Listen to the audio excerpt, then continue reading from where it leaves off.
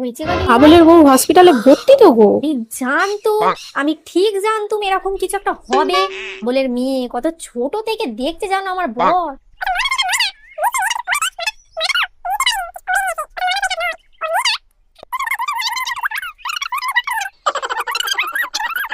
আমি বলছি ওইসব নর্মাল শরীর খারাপ নয় গা। এ টেনশনে মাটা কিছু একটা ঘটিয়ে কাউকে যেন বসে আছে। বলুনি দিদি না ভাই, না, বিশ্বাস করে কাউকে বলবি বললাম এই যে কিন্তু। কানে কেউ কথা দিলে সেই কথা 5 কান হয়নি তো। বিশ্বাস করে বলতে পারো তুমি আমায়। হাবলের মেয়ে কিছু একটা ঘটনা ঘটিয়েছে সেটা আমি জানতুম। হাবলের বউ হসপিটালে ভর্তি।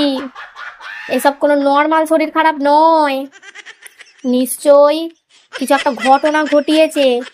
এই আমার কানে তোমরা যদি কোনো কথা বিশ্বাস করে দাও, সেই কথা 5 কান হবে নেকো। আমি জানতুম ওই হাবলের মেয়ে কোনো একটা ঘটনা ঘটিছে,